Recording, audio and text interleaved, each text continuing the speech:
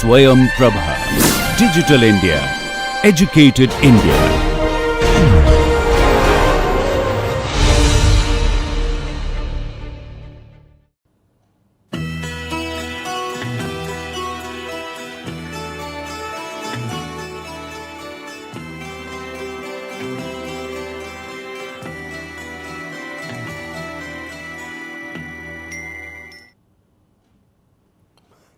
In this class also we are going to continue our discussion on electrical phenomena in solids, particularly in metals and semiconductors for the time being. In this context, we have already introduced the concept of band model, how the bands are separated from one another and why the electrons do not have a continuous energy spectrum.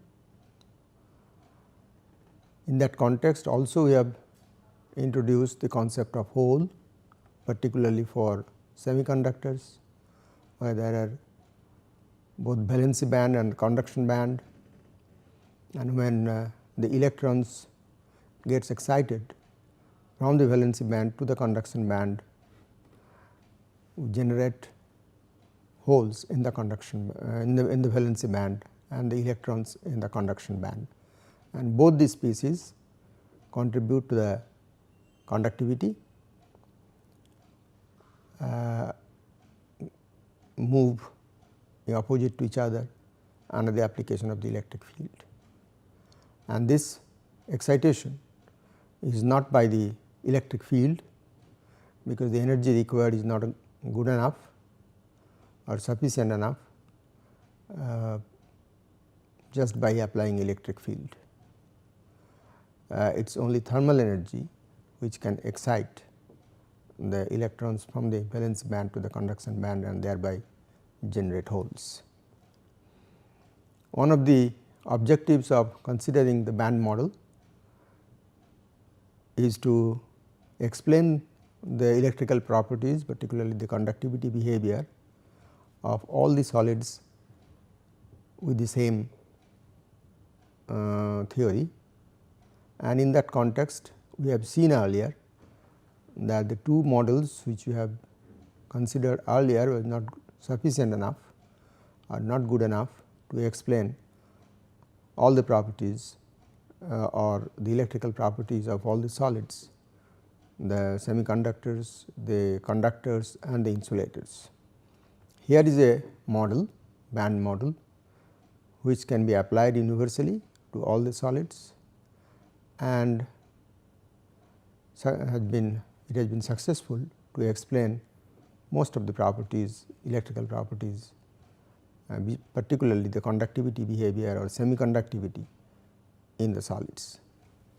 So, in today's lecture we will start with considering the band model of our band diagram, the energy band diagram of in general the metals.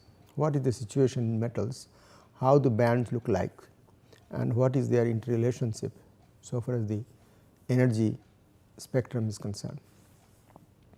This is what it looks. On the left we have the monovalent metals, and on the right there are divalent metals. This is in fact in case of monovalent metals, this is only one band, that is in fact this is the highest band, which can be called valency band or one can say a conduction band also. So, the characteristics is it is called half filled valency band, that means not all the energy states available are filled up with the electrons, only half of them are filled up and half are still empty.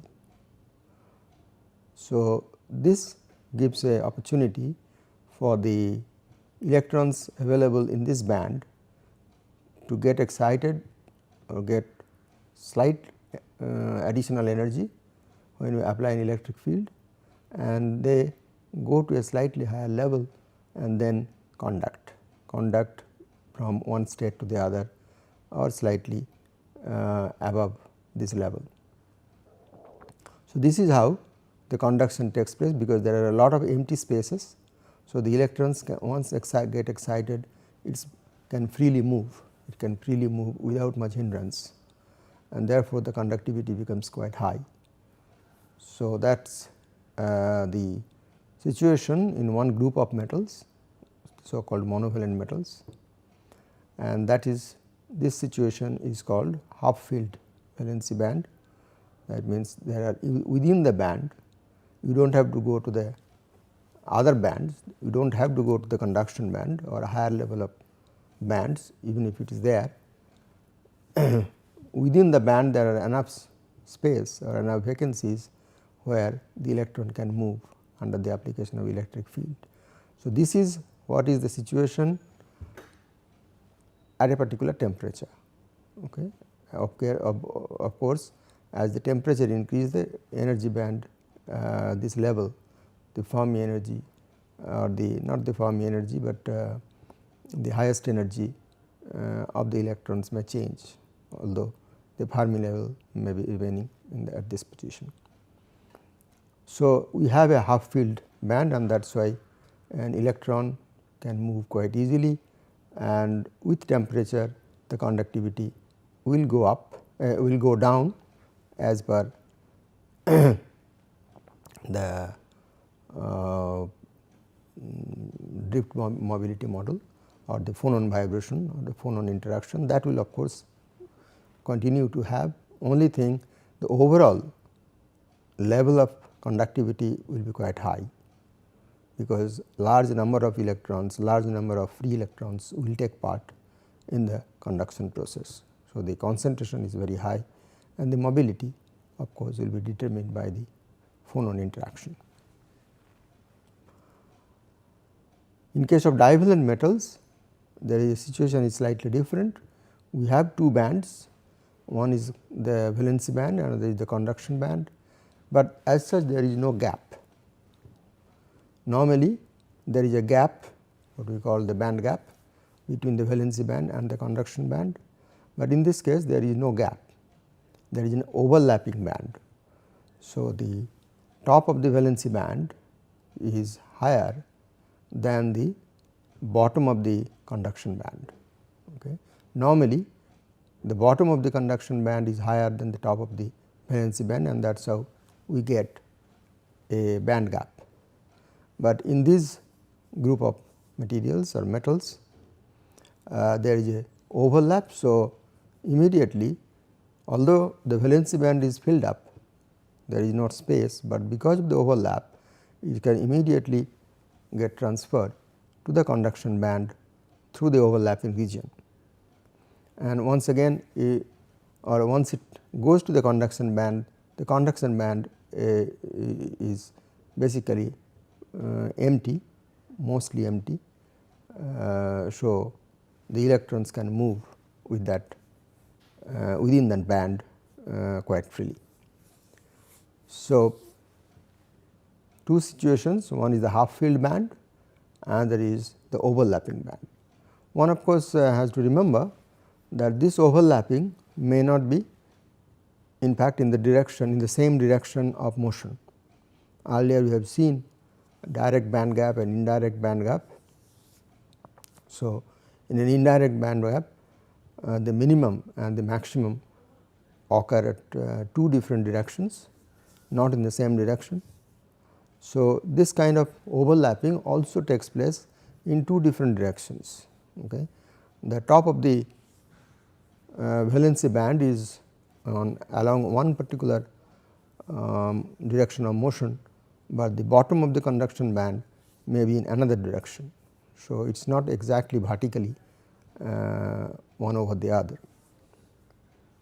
So, that but effectively even irrespective of the direction, if there is a overlap, we will call it will be useful for conductivity. So, particularly when the divalent metals are there, then that is what happens, the valency band is almost full, the conduction band is empty, and at the same time there is no band gap, effective band gap is nil, and therefore, there is a continuous transfer of the valency band to the conduction band. So, that is why once again you have a large number of charge carriers or electrons can take part in the conduction process, and therefore, you have a very high conductivity, and that explains why the metals do have a very high conductivity. Of course, the temperature dependence will remain same. The temperature dependence is once again the conductivity will go down inversely proportional to the temperature, and that is the origin is not in the available free electrons, but in the mobility of the free electrons, and that is the reason you get a resistance rise with temperature or conductivity decrease with temperature. So, this is what is the situation so far as the band diagram is concerned on the metal or the metallic conductivity. Well, there are few points here what has been more or less discussed. Monovalent metals like silver, copper, gold etc. have only one electron in the outermost orbit, and therefore, the highest band energy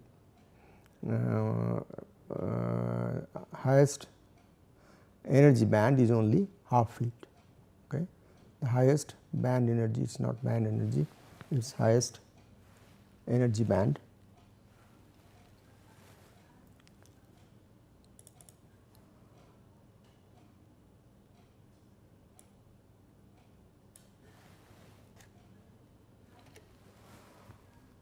Yeah, its highest energy band is only half field. In case of divalent metals like magnesium, beryllium etc., they have overlapping conduction and valency bands. Okay. So, in one case half field, another case overlapping bands. Trivalent metals like aluminum have band diagrams very similar to monovalent metals. So, it is only the higher band will be the lower band will be full, and the higher band will have a half field situation. So, whether it is monovalent or trivalent, they more or less represent a similar situation.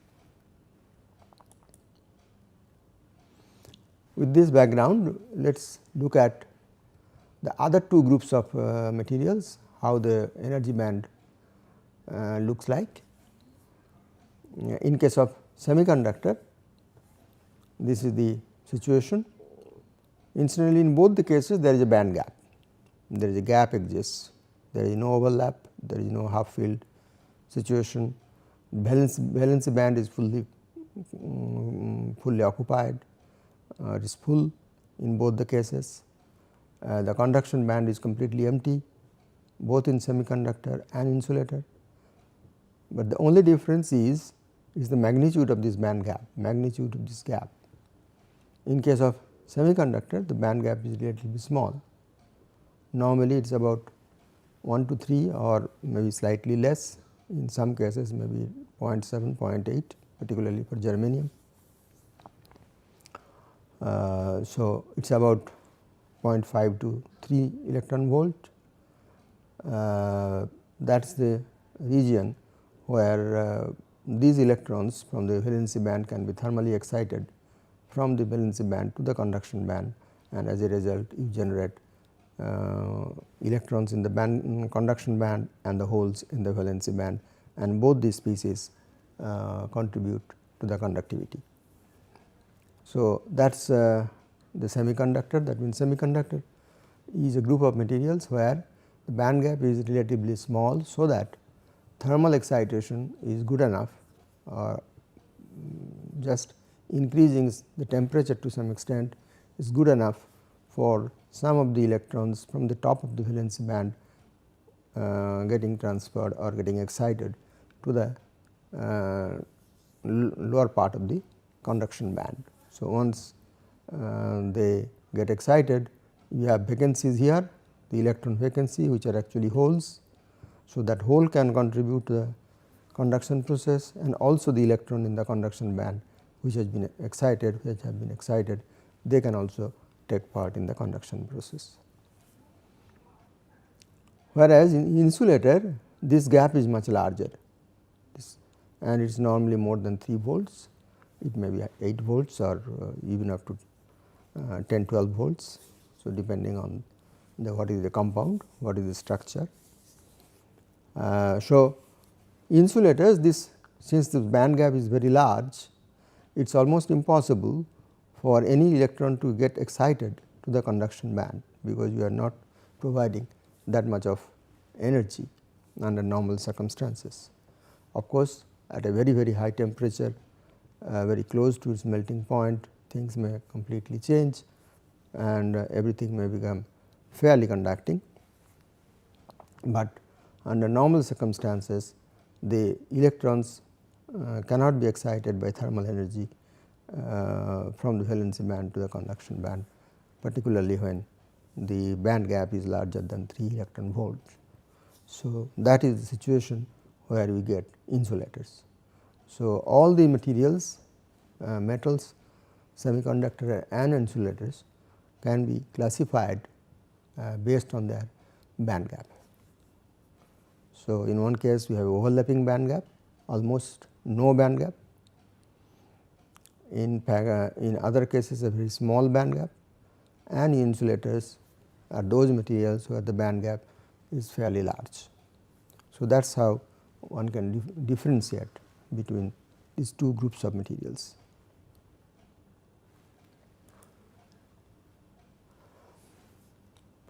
Having said that, we have two different subgroups of the semiconductors.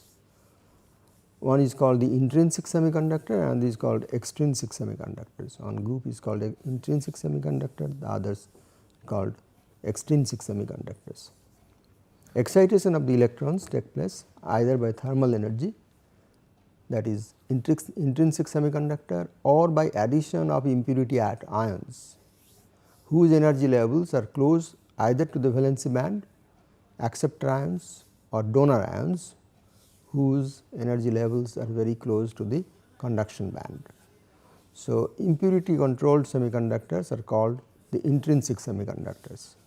So, if the material do not have any impurity content, so all the conduction electrons or the mobile electrons are generated by excitation from the valency band to the conduction band, then that is the intrinsic property of the material and intrinsic semiconductor.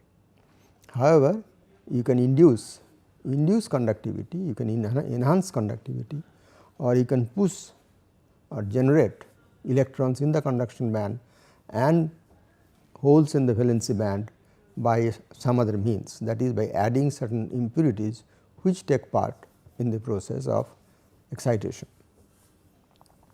We will discuss that in a minute, but now we are basically saying that we have two groups of semiconductors. One is the intrinsic semiconductor, that is the purest form of semiconductor where impurity effect is not there. So, all the electrons are getting generated by the excitation of the electrons from the valency band. So, that is the intrinsic semiconductor, and once you add certain amount of impurities, particularly when it is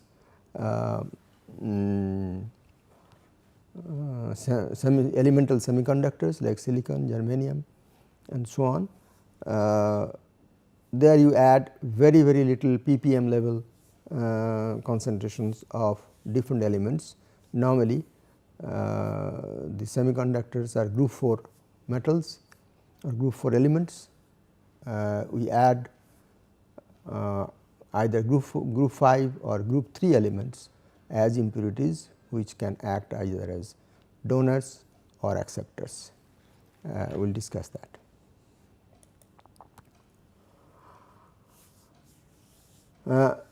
Once again, the semiconductors can be grouped under some other classification. These are called N type or P type semiconductors. N means electron that means negatively charged species or negative charge conductors, charge carriers, and P means positively charged carrier. Positively means in this case basically holes. Holes are the positively charged carrier, whereas electrons are the negatively charged carriers, and that is why where there is a dominance of electrons because both of them can contribute to the conductivity.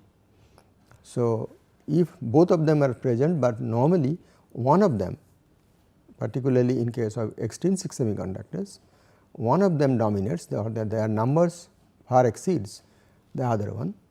So, that is why one is called the N type, where the electron concentration is much larger than the hole concentration, whereas the P type semiconductors, the hole concentration is much larger than that of electrons. So, the most of the current is carried by the holes rather than electrons, so far as the P type conductor is concerned, whereas in N type conductor we have dominance of negatively charged electrons. So, the conduction band electrons participate in the electric current. The valency band electron can move into the empty states and thus can also contribute to the current, that we have already discussed. Basically what it says, I will just say come back. The semiconductors with predominance of conduction electrons are known as N type semiconductor, whereas the semiconductors with predominance of holes are known as P type semiconductors.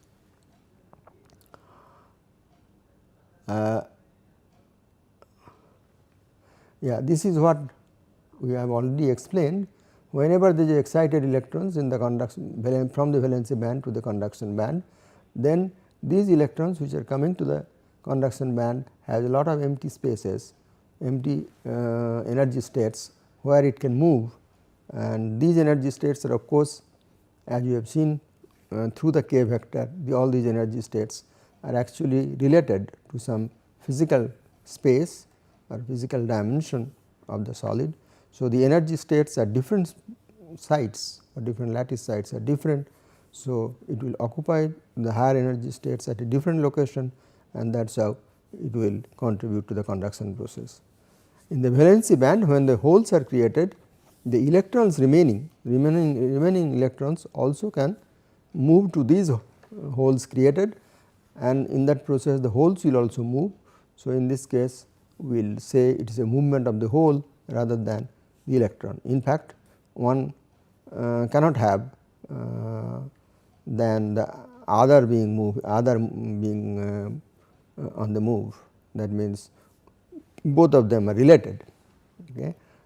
One cannot move without the movement of the other. So, both in the valency band the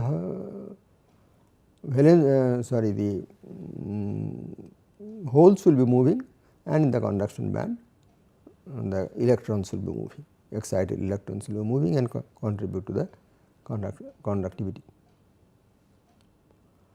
This is what says the valency band electrons can move into the empty states and thus can also contribute to the current.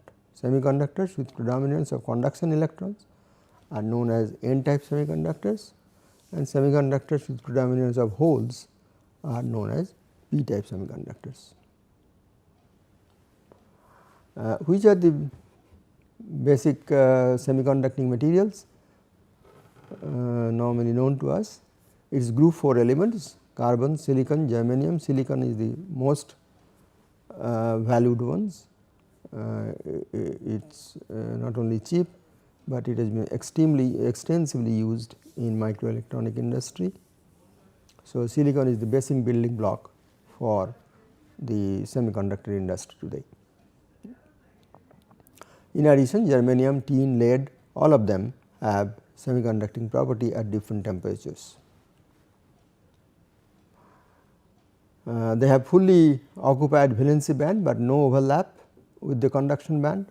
However, as the gap is small, less than 3 electron volt, that has been mentioned earlier, thermal excitation is possible. Both electrons and the valency bands and holes in the conduction band contribute to the conduction. For insulators on the other hand, the band gap is very high, that we have already said, and thus the thermal excitation of the electron is negligible, no conduction. It is primarily the band gap which determines the property.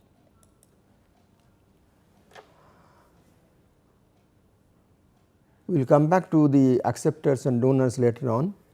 Before that, the band gap energy and Fermi energy. We discussed what is Fermi energy, and that was the highest energy level up to which the electrons are fully occupied, or these energy states are fully occupied, and that too at 0 degree Kelvin or absolute 0.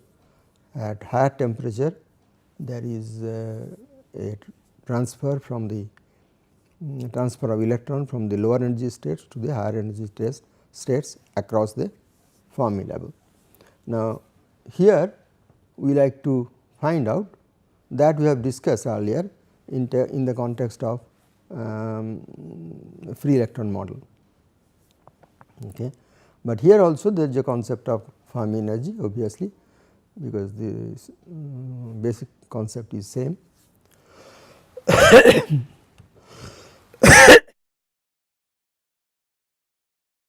Nearly impossible to excite the electrons from the valency band to the conduction band by electric field, particularly at 0 K. It is possible only by thermal energy, that has been already mentioned. So, it is the thermal energy which is required first of all to excite the electrons from the valency band to the conduction band, because that is how the band gap is so. So, the band gap is such that only with thermal energy one can excite electrons from the valency band to the conduction band. With application of electric field is not good enough.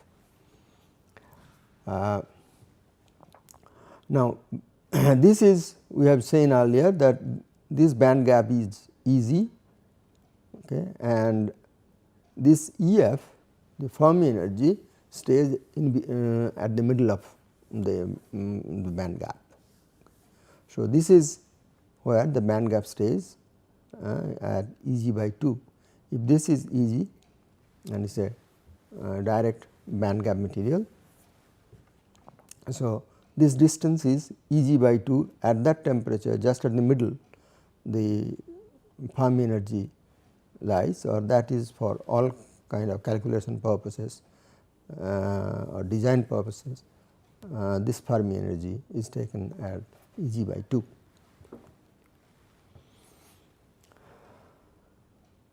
And as we have seen in the Fermi Dirac statistics, that across this Fermi energy there is a energy distribution.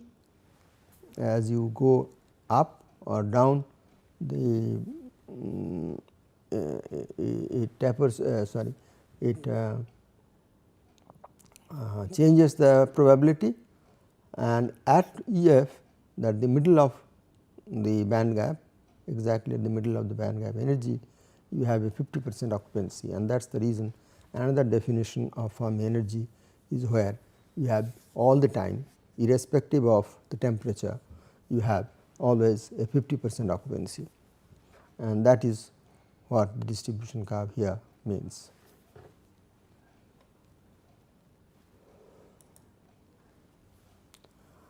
So, with this, because Fermi energy is one of the very important concept when we are talking about the junctions, semiconductor junctions, either talk about PN junction, PNP, NPN junction, PNP junction, the so called transistors, Schottky diodes and so on. So, junction, for junction, the Fermi energy concept or the knowledge of Fermi energy is very important. Band diagram of extrinsic semiconductors, coming back to the extrinsic semiconductor discussion, where exactly or how the band gap looks. Extrinsic semiconductor, within the extrinsic semiconductor there are two types, one is the donor or N type, or donor type, other is acceptor type or acceptor impurity or donor impurity. Now, what exactly it means? These elements have some kind of ionization potential, that means or electron affinity. That means, here if within the band diagram you can choose an choose an element or add to this as an impurity or solid solution formation, so that this acceptor level of that particular element lies very close to the valency band, and that is why it is called acceptors, because it has been so chosen that the energy level of that particular element is very close to the valency band. In that case, it is a element, it will be an element which has an unfilled outer orbital. So, it will absorb or it will take out some electrons from the valency band. Okay. For example, if you have a group 3, this is elemental semiconductors are group 4, and if you add group 3, so some electron will be transferred to the accepted level. So, electrons will get transferred from here and get absorbed by the acceptor level electron. So, if the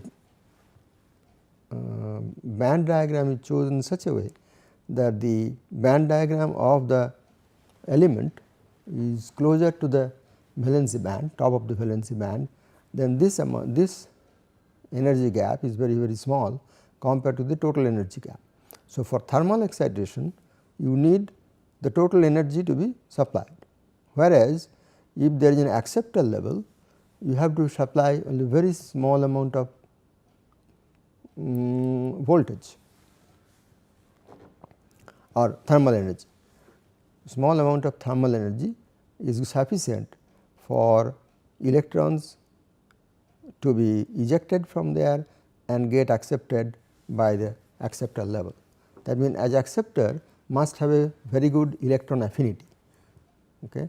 It has an absorbing capacity. So, its energy levels are such that it will automatically absorb or attract the electrons, so that the electrons will get excited from here, but instead of going to the conduction band it will just go to the level of the acceptor, because acceptor level is much smaller compared to the band gap here. So, that is instead of the electrons going from the valency band to the directly to the conduction band, it can go very well to the acceptor level, provided one can choose the acceptor level element in such a way. So, this becomes the acceptor level, and one can see this limit or this energy is quite small compared to the band gap and even the so called Fermi energy way up here at the middle of the intrinsic one, but we will see later on if there is a acceptor doping, the Fermi energy actually comes down and it lies somewhere in between the top of the valency band and the acceptor level. Okay. So, the Fermi energy in case of intrinsic semiconductor is in the middle, whereas Fermi energy for the acceptor or p type semiconductor is somewhere here. This will be when we are doping with acceptor, it will be a p type semiconductor, because most of the charge carriers will be holes generated here, not the electrons donated to the conduction band. Now, reverse happens or something different happens when you have a donor level. That means, you choose an element whose energy level is very close, just below the conduction band. So, it will be just the reverse of what happened in the earlier case. So, the electrons will be donated. Here the ionization potential of the donor is very low. Once again it is only ED, which is very small distance away from the conduction band. So, only little bit of energy is good enough for ionize the element, and the extra electrons will be contributed to the conduction band. So, donor level or donor atoms actually contributes some free electrons to the conduction band, and once they get into the conduction band, then it becomes very easy for it to contribute to the conductivity process. So, these are the band diagrams for the donor levels and the acceptor level. Acceptor level is very close to the top of the valency band, whereas the donor energy is very close to the conduction band, it is just below the conduction band. And this distance, either EA or ED, is much smaller than the EG. EG means this distance. So, you need much less energy for generation of charge carriers. This is just the expanded view of the earlier discussion. I mean, this is for the donor level, and where we just wanted to show that if the intrinsic semiconductor, the Fermi energy lies exactly at in between, that is Eg by 2 yeah, whereas for accepted doping or donor doping, the Fermi energy is at a different location, and in case of donor doping, Fermi energy is larger, closer to the conduction band, whereas for the acceptor level it is closer to the valency band. In fact, that is what has been given in the next diagram, acceptor level, and the EF has come down here. It is exactly between these two levels, the EA and EF, and sorry, this is EA and this is the acceptor level, and this is the Fermi energy. So, it is just midway between the top of the valency band and the energy level of the accepted ions. So, this is a p type semiconductor, because the predominant charge carrier as a whole, both of them will be there. It is not that electrons are not completely taking part in the process, the electrons will also be there, as well as the holes will be also there, but the contribution of holes will be much larger than the electrons in this case when it is accepted doping. So far we have learned 3 different types of semiconductors. One is the intrinsic semiconductor, where because intrinsic semiconductor by definition means it is only the thermal excitation which generates the charge carriers. So, by thermal excitation you are creating charge carrier both at the valency band as well as the conduction band, and since it is thermal excitation and the transfer is from the valency band to the conduction band, the total number of negatively charged electrons and total number of negatively charged holes, the concentrations are given by N and P, they must be equal. Okay. So, that is one of the very important criteria for designating any semiconductor as intrinsic semiconductor. Intrinsic semiconductor means that the number of free electrons and number of free holes are exactly same, because the source is same. Whereas, in extrinsic semiconductor either the N is larger or P is larger. Certainly, N is not equal to P. So, if it is dominated by N electrons or negatively charged electrons, then it is N type, where number of electrons, free electrons are much larger than number of holes, the P, and in case of P type the p electrons or the holes are much larger than the number of electrons, free electrons, and one can say that is an acceptor doping. In the other case it is donor doping.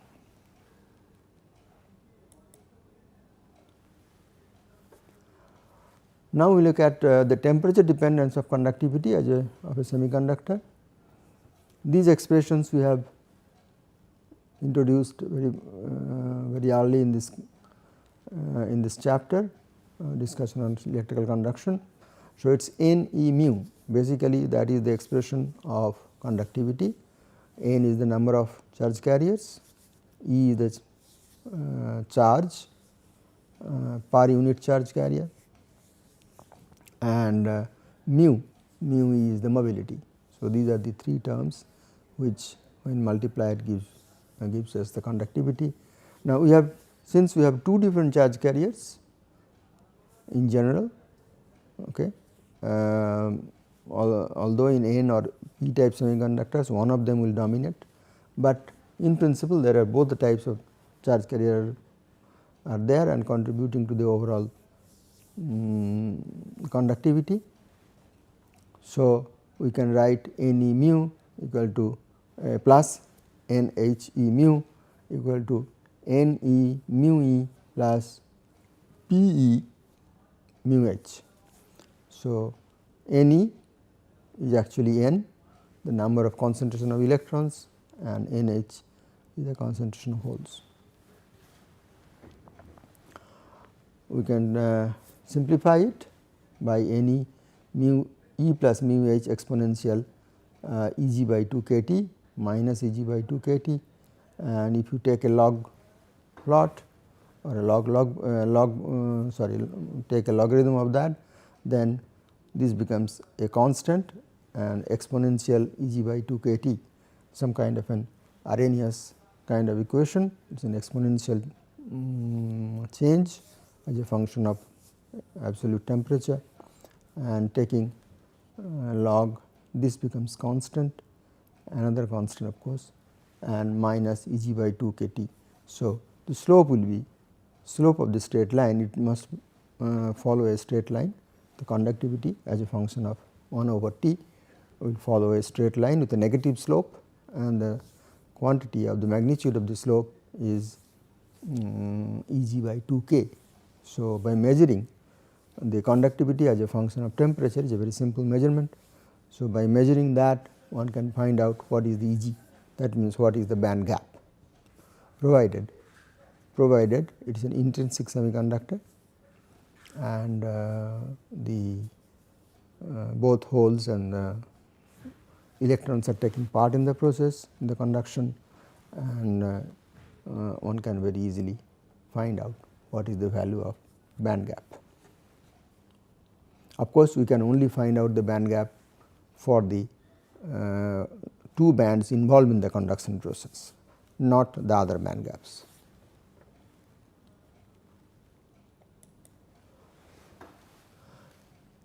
Now, in this curve we are getting a straight line, and of course, no particular temperature has been mentioned here. It is a typical curve and it is schematic curve.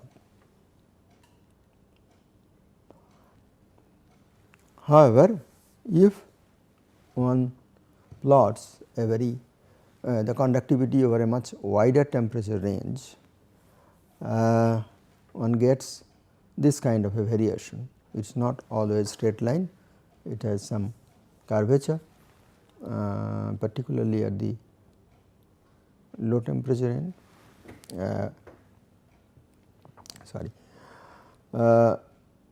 If you plot make a plot of log sigma versus 1 over T over a large temperature range, then it is really not a straight line. It is really not a straight line. It has different regions. First of all, that this is of course the lower temperature end and this is the higher temperature end, and you will find there is a negative slope here, and let me see, okay, I will come to that later on. There is a negative slope here, and then as we increase the temperature, the slope decreases, it becomes almost horizontal in some range, intermediate temperature range, and then it changes in a reverse manner. That means, in this part instead of negative slope we get a positive slope. Okay. Once again at a fairly high temperature you get another negative slope, but very steep slope. Okay. So, it is a very interesting behavior, and one can explain in this manner. We have seen that the extrinsic semiconductor has a much lower slope, because it is not Eg by 2 k, it is Ei by 2 k. Okay. Here the conduction process is here, or the electron transfer is basically taking place between these 2 points, this valency band and this energy level. So, the conduction process is really very relatively easy, because the activation barrier or the energy required for the excitation or transfer is much smaller compared to the Eg. Eg is much larger here. So, this is much smaller. So, the slope, in fact, that is what gets reflected in this curve, that is this slope is much smaller than this slope. In fact, we can go to the next curve and come back to this. This is another curve where you will find there is a slope change at some temperature, and the lower temperature the slope is smaller, where the higher temperature slope is larger, and this corresponds to Eg by 2 k, whereas this one corresponds to Ei, E ionization, or the either the acceptor or the donor energy compared to the valency or the conduction band. So, the extrinsic semiconductor has a much lower activation barrier or activation energy, whereas the intrinsic semiconductor has an activation energy much larger, which is equivalent to Eg and or Eg by 2 k, whereas here it is Ei by 2 k, and in fact that is what it is reflected here in this curve. This is the extrinsic region, this slope, in fact this is the extrinsic region and this is the intrinsic region. You do not see such details of course in the earlier curve or the later curve, sorry, this one. Some details are missing here, but there is a smaller slope at higher temperature and a much steeper slope at the low temperature, a higher temperature. This is low temperature and this is higher temperature. So, however, these details somewhere here are missing in this particular curve, which has been shown here. So, this is what they call exhaustion region, where they becomes more flat and almost becomes horizontal or independent of temperature. The conductivity in this region is actually independent of temperature. Here it is negative slope, here also negative slope, here is a much lower slope, much lower than this one, but in between you have a region called exhaustion region. So, this is extrinsic region, this is exhaustion region, and then this becomes intrinsic region. In between you have positive slope, that means it is behaving like a metal. Okay. The conductivity is going down with increasing temperature, and that is because first of all, what is exhaustion region? Exhaustion is all dopants are ionized, okay. Because in this the ionization is taking place between either the conduction band, between the conduction band and the acceptor, or the donor and the sorry I am sorry, the ionization is taking place either between the valency band and the acceptor level or the donor level and the conduction level. So, in both the cases they are lying very close to the band edges, and therefore, that slope must be smaller, and that is the reason why the extrinsic region, the slope is less than that of intrinsic region. It can be used for the calculation of E ionization. So, that is what has been shown here, that this is E I by 2 k. So, the ionization potential ionization energy can be calculated from this slope, whereas at higher temperature the E g can be calculated, the band gap. Then as you increase the temperature, more and more number of electrons or the donors or the acceptors are getting ionized or accepting the electrons or donating the electrons. A donor is donating the electron and acceptor is accepting the electron. More number of such ions are accepting as the temperature is increased. So, after some time, of course, you have to have, you cannot see all the time this kind of details, because only in certain number when the donor level or the acceptor level are very low, then one can see this, because this relates to the complete ionization of all the elements, all the donor or the acceptors level acceptor ions present. So, it may happen if the number of them are very large, you cannot see that. So, the exhaustion region comes when the number of dopants are relatively low and all of them got fully ionized. There is no further donation or acceptance of the charge carriers. So, charge carrier concentration do not change much.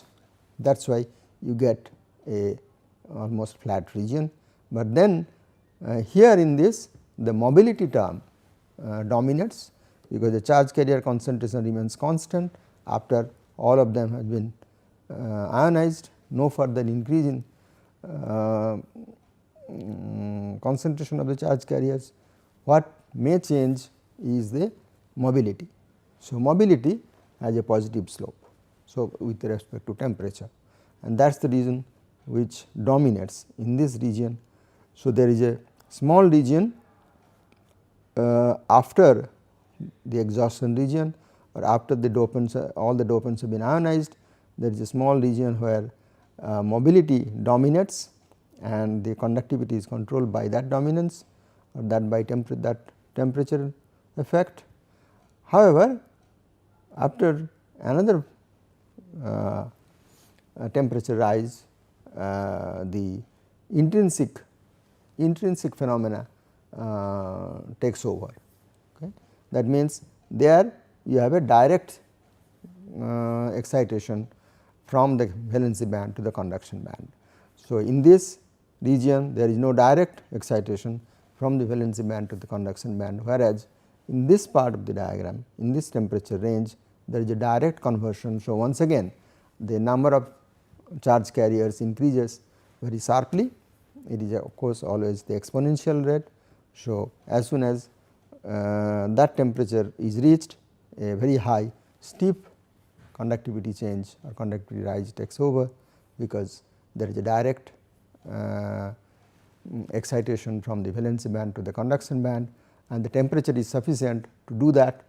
So, all others get suppressed. So, all the other variations get suppressed, this becomes dominant. So, from this slope one can get E g, from this slope one can get E I, the ionization potential of the acceptor or the donors. These I have already discussed. These are actual some data once again for silicon. For example, when phosphorus is added in very minor quantities, you do get this kind of a variation what has been idealized or explained earlier. This is another curve for different concentrations of dopant. Obviously, as the dopant concentration increases, more number of charge carriers gets generated and the conductivity increases, and but at the same time all the details gets missed out. Okay. So, this exhaustion region is no longer there, there is a extrinsic region and then followed by the intrinsic region. So, as the concentration of the dopant increases, you lose that details. These are actual curves. Well, I will just take another couple of minutes maybe. We have discussed the band diagram in great details, how it is generated and so on. There is another way one can arrive at the concept of the band diagram. Here what we are describing is actually an interatomic spacing, okay, as if the two different atoms or two different ions having some outer or free electrons in each case are coming closer to each other from the from a infinite distance. So, initially these are the outermost electrons and these are the innermost inner levels. Okay. So, these are the inner levels and these are the outer levels. So, this is the equilibrium distance of separation, and till the equilibrium of distance of separation comes, there is no interaction between the electron clouds. Okay.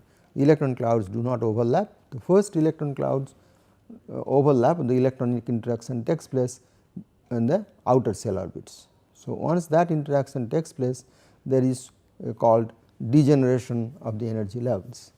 Till that interaction is not there between the two atoms, the atoms are isolated. So, there is a line energy, that means the discrete energy levels are there. Once there is a interaction, the two atoms comes closer to each other and the electron cloud starts overlapping with each other, then there is a degeneration of the energy from the same particular energy level or the discrete energy level. So, this no longer remains discrete energy level, it forms the degenerated levels and that becomes at the intersection of the interatomic spacing, that is the equilibrium distance of separation.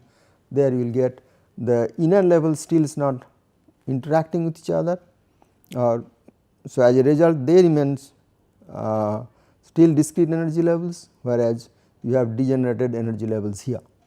So, if you plot that on the elevation, you will get this band diagram. These are the inner levels where there is still no degeneration, whereas in the upper or the outermost orbits, because of their interaction there is degeneration. So, there is a semi continuous or quasi continuous energy bands available, and the top one will be called the conduction band and the next lower one is called the valency band, and in between the gap, which is the gap generated here, it was the gap is so much and that between the two discrete levels, because there is no interaction, there are no overlap, whereas when they come each other they start repelling each other, and at a particular point at a particular distance the equilibrium is reached, and at that stage there is a overlap and there is a degeneration, and that is converted to a band gap. Okay. So, this is also another simplified way. Of course, it comes from the same concept, but primarily it is a little different approach from where one can also get a band model, and these models are become more useful when we discuss about the oxides, the band diagrams of the oxides, and when band diagram of oxides will be discussed, we will discuss some of these concepts. So, since the time is up, I must stop it here, and thank you for your kind attention. We will continue this discussion in the next class once again. Thank you.